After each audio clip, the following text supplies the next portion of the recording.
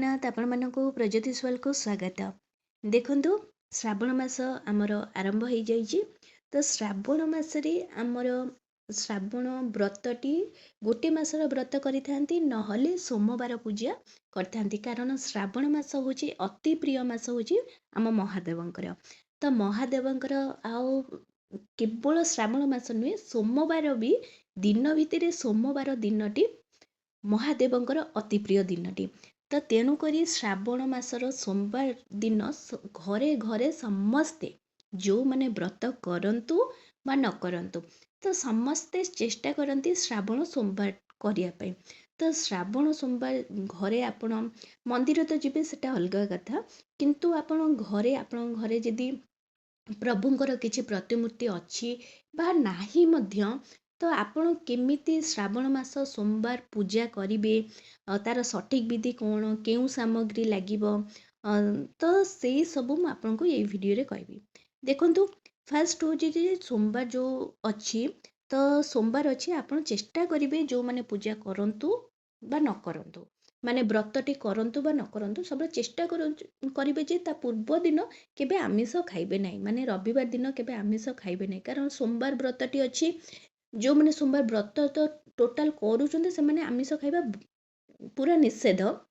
ଯଦି ଯିଏ ମାନୁନାହାନ୍ତି, କେବଳ ସୋମବାରଟି କରୁଛନ୍ତି, ଆମିଷ ଖାଇ ଦେଉଛନ୍ତି, ତ ସେମାନେ ରବିବାର କେବେ ଖାଆନ୍ତୁ ନାହିଁ, ଠିକ୍ ଅଛି। ତ ରବିବାର ଦିନ ଆପଣ ଚାହିଁବେ ଯଦି ଘରକୁ ଭଲ ଭାବରେ ଧୁଆ ପୋଛା କରିଦେବେ, ଯେହେତୁ ପୂଜାଟି ଅଛି। ତାପରେ ଆପଣ କ'ଣ କରିବେ, ଯେଉଁ ସ୍ଥାନରେ ଆପଣ ପୂଜା କରିବେ, ତ ପୂଜା ଦିନ ମାନେ ସୋମବାର ଦିନ ପ୍ରଥମେ କ'ଣ କରିବେ, ଯେମିତି ସକାଳୁ ଉଠି ମୁଣ୍ଡ ଧୋଇ ଗାଧେଇବେ, ମୁଣ୍ଡ ଧୋଇ ଆପଣ ଗାଧେଇବେ, ଗାଧେଇ ସାରିଲା ପରେ ଗୋଟେ ଧଳା ରଙ୍ଗର ବସ୍ତ୍ର, ଠିକ୍ ଅଛି, ଧଳା ରଙ୍ଗର ବସ୍ତ୍ର ଆପଣ ପିନ୍ଧି ପାରିବେ। ତ ମହିଳା ହୁଅନ୍ତୁ ବା ପୁରୁଷ ହୁଅନ୍ତୁ ବା ଅବିବାହିତା ମହିଳା ପୁରୁଷ ସମସ୍ତେ ଏଇ ପୂଜାଟି ବା ଏଇ ବ୍ରତଟି କରିପାରିବେ, ସୋମବାର ବ୍ରତଟି କରିପାରିବେ। ତ ସବୁବେଳେ ଚେଷ୍ଟା କରିବେ ଆପଣ ମୁଣ୍ଡ ଧୋଇ ଗାଧେଇବେ, ପରିଷ୍କାର ପରିଚ୍ଛନ୍ନ କରିବେ, ମାନେ ଅପରିଷ୍କାର ଜିନିଷ ସେଦିନ କିଛି ରଖିବେ ନାହିଁ ଘରେ, ଅଧୁଆ ଜିନିଷ ମଧ୍ୟ କିଛି ରଖିବେ ନାହିଁ। ଆପଣ କ'ଣ କରିବେ, ସେଦିନ ମୁଣ୍ଡ ଧୋଇ ଗାଧେଇ ସାରିଲା ପରେ ଧଳା ରଙ୍ଗର ବସ୍ତ୍ର ଆପଣ ପିନ୍ଧିବେ। ଧଳା ରଙ୍ଗର ବସ୍ତ୍ର ଯଦି ଆପଣଙ୍କ ପାଖରେ ନାହିଁ, ତାହେଲେ ହାଲକା ରଙ୍ଗ, ମାନେ ହାଲକା ହଳଦିଆ, ହାଲକା ଗୋଲାପୀ, ଗାଢ଼ା ରଙ୍ଗର ପିନ୍ଧିବେ ନାହିଁ, ଠିକ୍ ଅଛି। ଗାଢ଼ା ରଙ୍ଗ ମାନେ ଗାଢ଼ା ନୀଳ, କଳା, ପୁରା ଗାଢ଼ା ବ୍ଲୁ, ତ ଏସବୁ କଲର୍ ଆପଣ ପିନ୍ଧିବେ ନାହିଁ। ତ ଆପଣ ଧଳା ରଙ୍ଗ, କାରଣ ଧଳା ରଙ୍ଗ ମହାଦେବଙ୍କର ଅତି ପ୍ରିୟ ରଙ୍ଗ, ତେଣୁକରି ସେଇ ରଙ୍ଗର ପିନ୍ଧିଲେ ମାନେ ବହୁତ ଭଲ ଲାଗେ। ମାନେ କ'ଣ କହିଲେ, ଠାକୁରଙ୍କର ଆପଣଙ୍କର ଗୋଟେ ଭାବ ସୃଷ୍ଟି ହେଇଥାଏ। ତ ସେଟା ପିନ୍ଧିବେ। ପିନ୍ଧି ସାରିଲା ପରେ ପ୍ରଥମେ ଆପଣ ଘର ଠାକୁର ପୂଜା କରିବେ, ମା ବୃନ୍ଦାବତୀକୁ ପୂଜା କରିବେ, ସୂର୍ଯ୍ୟଦେବଙ୍କୁ ଅର୍ଘ୍ୟ ଦେବେ। ଅର୍ଘ୍ୟ ଦେଇ ସାରିଲା ପରେ ଆପଣ କ'ଣ କରିବେ, ଏବେ ଯେଉଁ ସ୍ଥାନରେ ଆପଣ ପ୍ରଭୁଙ୍କୁ ପୂଜା କରିବେ, ଭଗବାନ ଶିବଙ୍କୁ ପୂଜା କରିବେ, ସେଇ ସ୍ଥାନ କ'ଣ କରିଥିବେ, ପୂର୍ବରୁ ପୂଜା ସ୍ଥାନରେ ଗୋବର ପାଣି ଟିକେ ପୋଛି ଦେଇଥିବେ, ତାପରେ ଟିକେ ଗଙ୍ଗା ଜଳ ଛିଞ୍ଚି ଦେବେ। ଗଙ୍ଗା ଜଳ ଛିଞ୍ଚି ସାରିଲା ପରେ ଆପଣ କ'ଣ କରିବେ, ସେଠି ତାପରେ ଆସନରେ ବସିବେ, ତାପରେ ଆଚମନ କରିବେ, ତାପରେ କ'ଣ କରିବେ, ଘଣ୍ଟି ପୂଜା, ଅଗ୍ନି ପୂଜା, ମାନେ ଘଣ୍ଟି ପୂଜା କଲେ ତାପରେ କ'ଣ କରିବେ, ଦୀପ ମାନେ ଜଳେଇବେ ବା ଦୀପ ପ୍ରଜ୍ୱଳନ କରିବେ, ଅଗ୍ନି ପୂଜା କରିବେ, ଦୀପ ସ୍ଥାପନ କରିବେ। ତାପରେ ଆପଣ କ'ଣ କରିବେ, ସେଠି କଳସ ସ୍ଥାପନା କରିବେ। କଳସ ଆପଣ ଗୋଟେ ପ୍ଲେଟ୍ ନେବେ, ତଳେ ଅକ୍ଷତ ଦେବେ, ଅକ୍ଷତ ଦେଇ ସାରିଲା ପରେ ଗୋଟେ କଳସ ନେବେ, କଳସରେ ପାଣି ଦେବେ, ସେଥିରେ ଗଙ୍ଗା ଜଳ, ଚନ୍ଦନ, ଅଗୁରୁ, ଗୁଆ, ଆମ୍ବଡାଳ, ବରକୋଳି ପତ୍ର, ଦୁବ, ଆପଣ ଗୋଟା ଫଳ କିଛି ବି ରଖିପାରିବେ। ତାପରେ ସେଥିରେ ସାଲୁକନା ବା ରକ୍ଷାସୂତ୍ର ଅର୍ପଣ କରିବେ, ଚନ୍ଦନ, ସିନ୍ଦୁର, ଫୁଲ ଦେଇ ଆପଣ କ'ଣ କରିବେ, କଳସ ସ୍ଥାପନା କରିବେ। କଳସ ସ୍ଥାପନା କରିସାରିଲା ପରେ ଆପଣ କ'ଣ କରିବେ, ସେଇଠି ଗୋଟେ ଖଟୁଳି ରଖିବେ। ଆପଣଙ୍କ ପାଖରେ ଘରେ ଯଦି ଶିବ ପାର୍ବତୀଙ୍କର କୌଣସି ବି ପ୍ରତିମୂର୍ତ୍ତି ଅଛି, କ'ଣ କରିବେ, ଶିବ ପାର୍ବତୀଙ୍କୁ ଟିକେ ପଞ୍ଚାମୃତରେ ସେ ପ୍ରତିମା ବା ଫଟୋ ଆପଣ ଯାହା ବି ଅଛି, ପଞ୍ଚାମୃତରେ ଆପଣ କ'ଣ କରିବେ, ଟିକେ ଅଭିଷେକ କରିଦେବେ, ତାଙ୍କୁ ସ୍ନାନ କରାଇଦେବେ। ତାପରେ ଗଙ୍ଗା ଜଳରେ, ଶୁଦ୍ଧ ଜଳରେ ତାଙ୍କୁ ସ୍ନାନ କରିଦେବେ। ସ୍ନାନ କରିସାରିଲା ପରେ ଆପଣଙ୍କ ପାଖରେ ଯଦି, ତାପରେ ଖଟୁଳିରେ ଆପଣ କ'ଣ କରିବେ, ତାଙ୍କୁ ବିରାଜମାନ କଲେ। ଯଦି ଆପଣଙ୍କ ପାଖରେ ପ୍ରତିମୂର୍ତ୍ତି କିଛି ନାହିଁ, ତାହେଲେ ଆପଣ କ'ଣ କରିବେ, ଗୁଆ ମାଧ୍ୟମରେ ମଧ୍ୟ ଭଗବାନ ଶିବଙ୍କ ଉଦ୍ଦେଶ୍ୟରେ ଆପଣ ତାଙ୍କୁ ପଞ୍ଚାମୃତରେ ଅଭିଷେକ କରିଦେବେ। ତାପରେ ଗଙ୍ଗା ଜଳ, ଶୁଦ୍ଧ ଜଳ କରି ଆପଣ କ'ଣ କରିବେ, ସେ ଖଟୁଳି ଉପରେ ମଧ୍ୟ ବିରାଜମାନ କରିପାରିବେ। ଯଦି ଆପଣଙ୍କ ପାଖରେ ଶିବଲିଙ୍ଗ ଅଛି, ଠିକ୍ ଅଛି, ଆପଣଙ୍କ ଘରେ ଯଦି ଶିବଲିଙ୍ଗ ପୂଜା ପାଉଛନ୍ତି, ତାହେଲେ ଶିବଲିଙ୍ଗ ଆପଣ କ'ଣ କରିବେ, ଗୋଟେ ମୋଟା ଗୋଟେ କଂସା ନେଇପାରିବେ, କି ଗୋଟେ ଯେମିତି ଟିକେ ପାଣି ଯେଉଁଥିରେ ରହିପାରୁଥିବ, ଟିକେ ଉଞ୍ଚା କରି ନେବେ। ନେଇସାରି ଆପଣ କ'ଣ କରିବେ, ଶିବଲିଙ୍ଗରେ ପ୍ରଥମେ କ୍ଷୀରରେ ଅଭିଷେକ କରିବେ। ଆଗେ କ'ଣ କରିବେ, ଜଳରେ ଅଭିଷେକ କରିବେ। ଠିକ୍ ଅଛି, ଜଳରେ ଅଭିଷେକ କରିସାରିଲା ପରେ ଆପଣ କ'ଣ କରିବେ, କ୍ଷୀରରେ କରିବେ, ତାପରେ ଦହିରେ, ଘିଅ, ଗୁଡ଼, ମିଶ୍ରି ଏମିତି ଥରେ ଥରେ କରିପାରିବେ। ନହେଲେ ଆପଣ କ'ଣ କରିବେ, ପଞ୍ଚାମୃତ ଡାଇରେକ୍ଟ କରି ପଞ୍ଚାମୃତରେ ମଧ୍ୟ ଅଭିଷେକ କରିପାରିବେ। ତାପରେ ଆପଣ ଗଙ୍ଗା ଜଳରେ ମଧ୍ୟ କରିପାରିବେ। ଆପଣ ଚାହିଁବେ ଯଦି ପଞ୍ଚଶସ୍ୟ, ଆଖୁ ରସ, ପଇଡ଼ ପାଣି, ଫଳରସ, କମଳା ରସ, କାଜୁ, ଖିସମିସ୍, ଚାଉଳ, ଗହମ ଏସବୁରେ ମାନେ ଯେଉଁଥିରେ ସବୁ ଅଭିଷେକ ହୁଏ ସେଇଥିରେ ସବୁ ଆପଣ ଅଭିଷେକ କରିଦେବେ।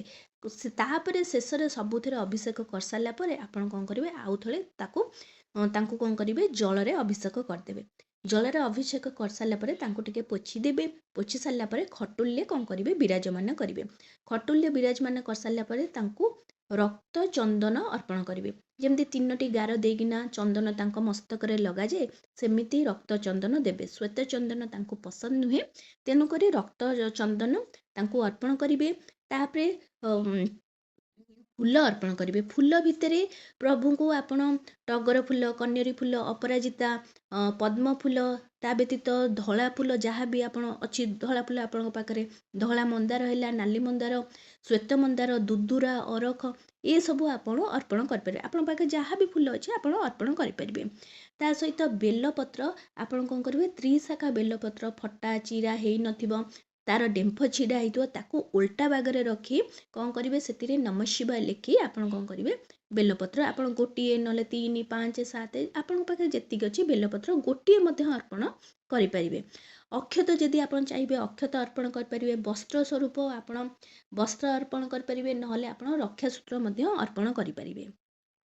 ତାପରେ ତାଙ୍କୁ କ'ଣ କରିବେ, ଏତିକି କରିସାରିଲା ପରେ ଦୀପ, ଧୂପ, ନୈବେଦ୍ୟରେ ଆପଣ ଗୋଟା ଫଳ ଯେକୌଣସି ଫଳମୂଳ ଆପଣ କଦଳୀ ହେଲା, ସେଓ, କାକୁଡ଼ି ଏସବୁ ଆପଣ ଅର୍ପଣ କରିପାରିବେ। ନହେଲେ ଧଳା ରଙ୍ଗର କୌଣସି ମାନେ ମିଠା ମଧ୍ୟ ଆପଣ ଅର୍ପଣ କରିପାରିବେ। କ୍ଷୀରି ଭୋଗ ମଧ୍ୟ କରି ଆପଣ ଅର୍ପଣ କରିପାରିବେ। ଏସବୁ ଅର୍ପଣ କରିପାରିବେ। ତାପରେ ଝୁଣା କର୍ପୂରରେ ମଧ୍ୟ ଆପଣ ଆଳତି କରିବେ। ଆଳତି କରିସାରିଲା ପରେ କିଛି ନ ଜାଣିଲେ ମଧ୍ୟ ଆପଣ କ'ଣ କରିପାରିବେ, ନମଃ ଶିବାୟର ମନ୍ତ୍ର ଆପଣ 108 ଥର ଜପ କରିପାରିବେ। ନହେଲେ ମହାମୃତ୍ୟୁଞ୍ଜୟ ମନ୍ତ୍ର ମଧ୍ୟ ଆପଣ ଜପ କରିପାରିବେ। ଏତିକି କରିସାରିଲା ପରେ ଆପଣ କ'ଣ କରିବେ, ଆପଣଙ୍କ ପୂଜା ଘରେ ଆପଣ ଏହିପରି ଭାବରେ କରିପାରିବେ। ତାପରେ ଆପଣ ମନ୍ଦିର ମଧ୍ୟ ଯାଇକରି ଆପଣଙ୍କ ଯାହା ବି ପୂଜା ସାମଗ୍ରୀ ନେଇ ମନ୍ଦିର ଯାଇ ସେଠି ମଧ୍ୟ ଆପଣ ପୂଜା କରିପାରିବେ ବା ଘର୍ଷଣ କରିପାରିବେ। କିନ୍ତୁ ଆପଣଙ୍କ ଯଦି ଘର ପାଖରେ ସେତିକି ବି ସୁବିଧା ନାହିଁ, ମନ୍ଦିରର ସୁବିଧା ନାହିଁ, ତାହେଲେ ଘରେ ମଧ୍ୟ ଆପଣ ଏହିପରି ଭାବରେ ପୂଜା କରିପାରିବେ। କିନ୍ତୁ ଆପଣ କ'ଣ କରିବେ ନାହିଁ, ଦେଖନ୍ତୁ ଫାଷ୍ଟ ହେଉଛି ଯେ ବେଲପତ୍ର ଆପଣ ଯେଉଁ ଅର୍ପଣ କରିବେ, ବେଲପତ୍ରର ଡେମ୍ଫକୁ ପ୍ରଥମେ ଛିଣ୍ଡେଇବେ ହେଲା। ବିନା ଡେମ୍ଫ ଛିଣ୍ଡେଇ କରି ବେଲପତ୍ର ଅର୍ପଣ କରାଯାଏ ନାହିଁ। ଆପଣ ଯଦି ସେମିତି ବେଲପତ୍ର ଅର୍ପଣ କରୁଛନ୍ତି ତାହେଲେ ଆପଣଙ୍କୁ ବ୍ରହ୍ମଦୋଷ ଲାଗିବ। ତେଣୁକରି ବେଲପତ୍ର ଯେତେବେଳେ ଅର୍ପଣ କରୁଛନ୍ତି ତାହାର ଡେମ୍ଫକୁ ଛିଣ୍ଡେଇବେ। ପୂଜାରେ ଧଳା ବା ଶ୍ୱେତ ଚନ୍ଦନ ଲାଗେ ନାହିଁ, ସବୁବେଳେ ରକ୍ତ ଚନ୍ଦନ ଲାଗେ। ତ ରକ୍ତ ଚନ୍ଦନ ଆପଣ ଅର୍ପଣ କରିବେ। ତା ସହିତ ହଳଦୀ, ସିନ୍ଦୁର ଏସବୁ ମଧ୍ୟ ଅର୍ପଣ କରାଯାଏ ନାହିଁ। ହଳଦୀ, ସିନ୍ଦୁର ଆପଣ ଅର୍ପଣ କରିବେ ନାହିଁ। ଭଗବାନ ଶିବଙ୍କ ପୂଜାରେ ଶଙ୍ଖ ପୂଜା ହୁଏ ନାହିଁ, କି ଶଙ୍ଖ ବାଜେ ନାହିଁ, ବା ଶଙ୍ଖ ପାଣିରେ ମଧ୍ୟ ଅଭିଷେକ ହୁଅନ୍ତି ନାହିଁ। ତେଣୁ ଶଙ୍ଖକୁ ଶଙ୍ଖ ସେଇ ସ୍ଥାନରେ ରଖିବେ ନାହିଁ। ଘରେ ରଖିଲେ ଚଳିବ, ଠିକ୍ ଅଛି, କିନ୍ତୁ ସେଇ ପୂଜା ସ୍ଥାନରେ ଆପଣ ଶଙ୍ଖ ପୂଜା କରିବେ ନାହିଁ, କି ଶଙ୍ଖ ବଜେଇବେ ନାହିଁ, କି ଶଙ୍ଖ ପାଣିରେ ମଧ୍ୟ ଅଭିଷେକ କରିବେ ନାହିଁ। ଠିକ୍ ଅଛି। ଯଦି ଆପଣଙ୍କ ପାଖରେ ମୁଁ କହିଲି ଗୁଆ, ଯଦି କିଛି ପ୍ରତିମା ନଥିବ ତ ଗୁଆରେ ପୂଜା କରିବେ। ଯଦି ଆପଣ ଚାହୁଁଛନ୍ତି ଯେ ମୁଁ ଶିବଲିଙ୍ଗକୁ ପୂଜା କରେ କିନ୍ତୁ ଆପଣଙ୍କ ଘରେ ଶିବଲିଙ୍ଗ ନାହିଁ, ତାହେଲେ ଆପଣ ଚାହିଁବେ ଯଦି ମାଟିରେ ଆପଣ ନିଜେ ଘରେ ମଧ୍ୟ ଗୋଟେ ଭଲ ସ୍ଥାନରୁ ଚଉରା ମୂଳରୁ ମାଟି ଆଣିକରି ସେଥିରେ ଘିଅ ମିଶାଇ ଆପଣ ଲିଙ୍ଗ କରି ତାଙ୍କୁ ମଧ୍ୟ ପୂଜା କରିପାରିବେ। ନହେଲେ କି ଭଲ ଜାଗାରୁ ନଦୀ ପଠାରୁ ବାଲି ଆଣି ସେଠୁ ମଧ୍ୟ ବାଲିରେ ମଧ୍ୟ ଆପଣ ଶିବଲିଙ୍ଗ କରି ପୂଜା କରିପାରିବେ। ବରଫରେ ଆପଣ ଚାହିଁବେ ଯଦି ବରଫରେ ମଧ୍ୟ ଶିବଲିଙ୍ଗ ପୂଜା କରିପାରିବେ, ବରଫରେ ତିଆରି କରି।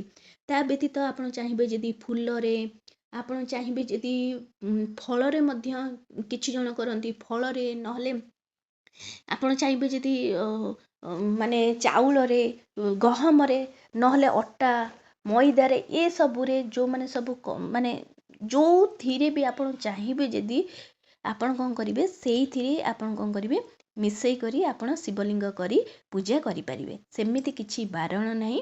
କିନ୍ତୁ ଆପଣଙ୍କର ଭଗବାନ ଏତେ ଜିନିଷ ଯଦି ଆପଣଙ୍କ ପାଖରେ କିଛି ନାହିଁ କେବଳ ସେଦିନ ଶିବଲିଙ୍ଗ ବା ପ୍ରଭୁଙ୍କୁ ଆପଣ ଯଦି କେବଳ ଜଳ ଅଭିଷେକ ତା ସହିତ ବେଲପତ୍ର ଗୋଟିଏ ଦେଇକରି ପୂଜା କରିବେ ତାହେଲେ ଭକ୍ତିର ସହିତ ପ୍ରଭୁ ଆପଣଙ୍କର ଡାକ ଶୁଣିବେ, ଆପଣଙ୍କର ସବୁ ମନସ୍କାମନା ମଧ୍ୟ ପୂରଣ ହେବ।